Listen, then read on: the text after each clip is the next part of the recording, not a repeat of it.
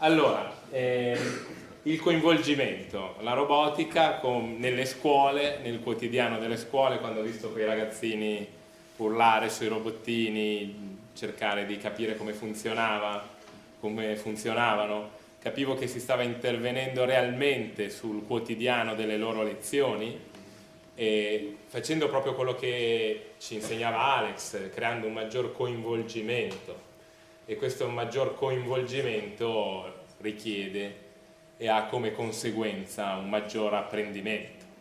E questo è molto interessante, introdurre la robotica nel quotidiano scolastico. Adesso torniamo nella robotica nel quotidiano o qualcosa di simile. Vi faccio vedere altre immagini di come i robot intervengano nella vita di tutti noi. Per esempio, adesso bambini piccolissimi, qualcuno c'è, magari copritevi gli occhi se c'è troppo sangue. E chi è impressionabile, vi faccio vedere un'operazione condotta attraverso un robot, prima di andare a dormire, è interessante. Ho il gusto del macabro. Allora, dovete pensare che ormai in numerosissimi ospedali italiani, perché poi abbiamo l'abitudine di bastonarci noi italiani, però in tantissimi ospedali italiani ci sono numerosi robot per la chirurgia. E allora vi mostro delle immagini. Dobbiamo trovare il modo di arrivare là sotto.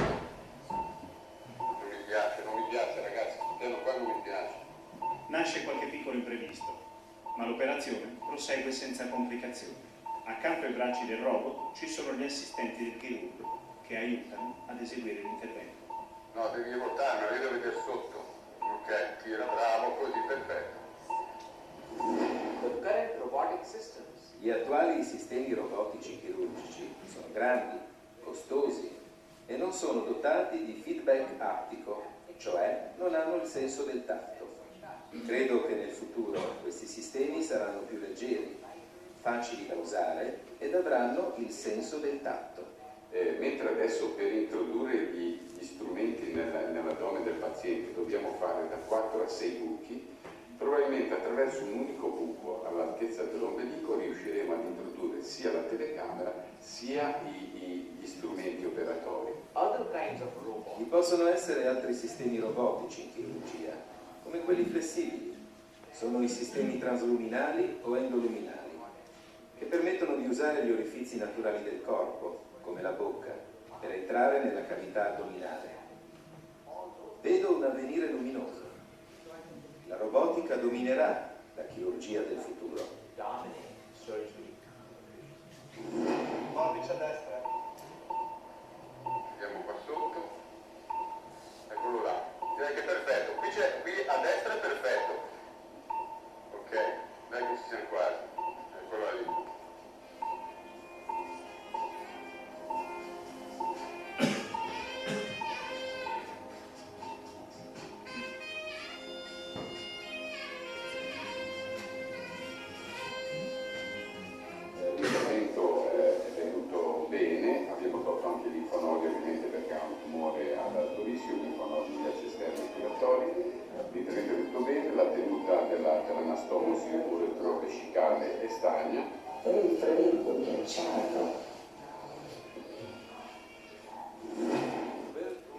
Diventeranno più autonomi, più automatici? E in tal caso quali saranno i problemi etici collegati? Queste sono domande futuristiche. Il problema della robotica dal punto di vista etico si nasce nel momento in cui queste macchine avranno un minimo di autonomia. Non credo che un robot dovrà mai agire su un essere umano senza che altri esseri umani ne controllino l'attività. In ultima analisi, dobbiamo sempre tenere presente che la ragione prima del nostro agire sono il paziente e il suo benessere. Sono passati 4 giorni e tutti i controlli hanno dimostrato la perfetta riuscita dell'intervento. Buongiorno. Allora come va? Benissimo. Come si sente? Troppo bene. La trovo molto bene, infatti. Senta, allora, oggi la teniamo ancora qua con noi. Se va tutto bene, domani la mandiamo a casa. Questi strumenti permettono di dimezzare in alcuni casi i tempi di operazione, di dimezzare i tempi di degenza, per cui danno un grande vantaggio a chi è operato, danno anche un vantaggio al sistema sanitario che deve investire meno soldi per riuscire a dare lo stesso risultato. Per cui in questo senso sono strumenti virtuosi, per cui è un peccato che molti stati rinuncino all'investimento a queste tecnologie a livello sanitario, perché potrebbero veramente dare una soluzione alle tante pieghe del sistema sanitario. È vero che in Italia comunque queste macchine, che non fanno solo operazioni così cruente come questa, ma operazioni anche più semplici, stanno crescendo di numero. Queste tecnologie comunque sono nate anch'esse in ambiente militare. Sono nate perché si volevano creare delle macchine in grado di operare i soldati feriti in guerra nel luogo di guerra senza dover mandare chirurghi nella zona di guerra. Non so se vi ricordate l'ultima volta che Obama ha mandato molti militari in Afghanistan, non era l'Iraq, era l'Afghanistan, non erano soldati, ma erano militari che aiutavano i soldati. Per esempio c'erano molti medici. Per il settore militare rischiare la vita dei medici che operano lì nel luogo di guerra è molto grave e si voleva cercare di togliere il medico dal luogo di guerra e delegare il compito a una macchina comandata a distanza. Anche questi quindi hanno un'origine che è appunto proveniente dal mondo militare. E anche il robot più famoso che pulisce per terra, che si chiama Roomba, e che è forse quello che avete, è prodotto da iRobot, che è un'azienda che è finanziata dal Ministero della Difesa americano, che produce molti robot per la difesa, per cui anche quando andiamo a comprare certe cose poi scopriamo che anche i robot che puliscono in qualche modo sono legati a questo mondo. Avete, credo, ben capito il mio pensiero, che è estremamente estremista, pacifista, e quindi non riesce a tollerare non i legami con il mondo militare, nessuno rinnega l'importanza degli eserciti, anzi ho delle immagini molto belle dei militari italiani in Afghanistan. C'è un settore dell'aeronautica italiana che si occupa di comandare i robot per il disinnesto delle bombe. In Afghanistan questi soldati, che ho avuto il piacere di conoscere in queste interviste che abbiamo condotto, sono adorati dalla popolazione perché vanno a disinnescare le mine antiuomo che purtroppo aziende italiane avevano costruito tempi addietro. È un cane che si morde la coda.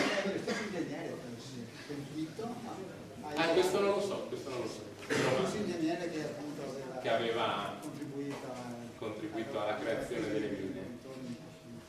E quindi ci sono questi militari che utilizzano dei robot per disinnescare le autobombe, per esempio, e per questi militari i robot sono molto importanti perché consentono di intervenire a distanza, a 300-400 metri dalla bomba. I militari possono comandare il robot e disinnescare la bomba, così mettere in sicurezza la zona, non far perdere la vita ai militari, non far perdere la vita alla popolazione civile. E per questo scopo questi oggetti sono estremamente importanti, anche se in uso militare, quindi non sono antimilitari, sicuramente sono pacifisti. E dato che qua c'è scritto fisica grande, il motivo per cui nasce la roboetica è perché ci ricordiamo cosa è successo al mondo dei fisici. Non so se conoscete bene, adesso molti di voi la conosceranno, la storia del progetto Manhattan, la storia del progetto che portò alla realizzazione della bomba atomica. Questa storia è interessante, stavo per dire molto bella, ma perché narrativamente è coinvolgente. Potete leggere una biografia di Oppenheimer scritta da Abraham Pais, che è uno scrittore famoso, molto bravo nelle biografie di grandi scienziati, Oppenheimer era il capo del progetto Manhattan. Fu il coordinatore dei più grandi scienziati di tutto il mondo nella ricerca della realizzazione della bomba atomica. Dovete immaginare, e cercherò poi di legare il mondo della fisica al mondo della robotica per concludere, a Oppenheimer come il direttore dei lavori dell'unico progetto al mondo che non aveva problemi di fondi. Oppenheimer, quando riunisce i più grandi scienziati di tutto il mondo, gli dice proprio questo: sono molto emozionato perché è la prima volta che nessuno ci dà limiti di denaro. Abbiamo i migliori artigiani, abbiamo i migliori materiali, abbiamo i migliori scienziati, abbiamo i migliori esperti di qualsiasi cosa noi desideriamo, perché il compito è arrivare a realizzare la bomba atomica e arrivare alla bomba atomica prima che ci arrivi Hitler con i suoi scienziati. Anche perché si avevano notizie che Hitler stava accumulando uranio, stava studiando, i suoi scienziati stavano studiando come realizzare un ordigno che potesse distruggere l'umanità. E quindi pensate il coinvolgimento di questi scienziati in questo progetto era sicuramente enorme, perché lasciare il mondo in mano a Hitler poteva essere un errore fatale per tutti. A un certo punto però siamo ormai quasi alla fine della guerra, perché la bomba atomica in verità viene realizzata quando ormai la Germania si è arresa. E molti scienziati si rendono conto di questo, gli scienziati che partecipavano al progetto. E allora iniziano a scrivere delle lettere chiedendo che questo ordigno non venga utilizzato contro la popolazione civile, ma venga utilizzato, o non venga utilizzato, venga utilizzato come monito, magari in un deserto. Facciamogli vedere quanto siamo forti, che possiamo distruggere chiunque in pochi secondi, ma non distruggiamo nessuno. E questa è la richiesta del maggior numero di scienziati. Uno solo, si chiamava, la pronuncia è difficile, Leo Szilard. Uno solo ebbe il coraggio di abbandonare il progetto prima del lancio della bomba atomica. Leo Szilard fu perseguitato poi dagli americani. Finì in povertà e scrisse un libro per bambini che si chiama Cronache da un pianeta estinto, e che trovate ancora in libreria con delle illustrazioni molto belle, che raccontano appunto com'è il mondo dopo la bomba atomica.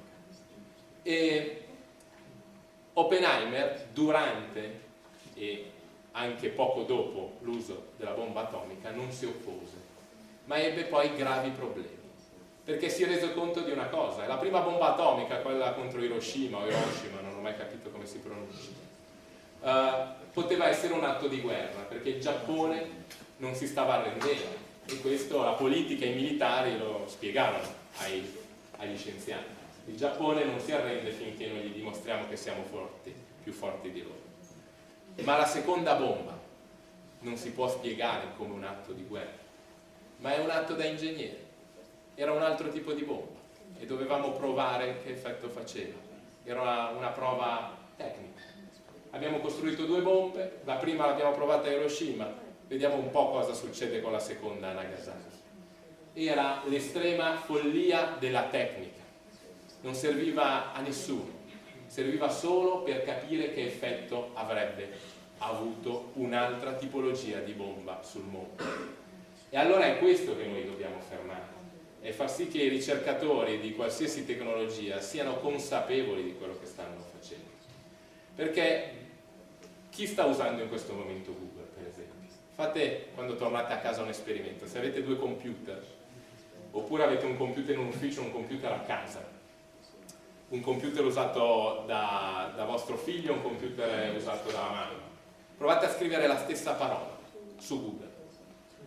Molto spesso capita che il risultato della ricerca sia diverso, perché ci stanno studiando, ci stanno registrando come fossimo degli algoritmi, stanno capendo i nostri gusti, stanno registrando tutti i nostri comportamenti come se noi fossimo delle macchine.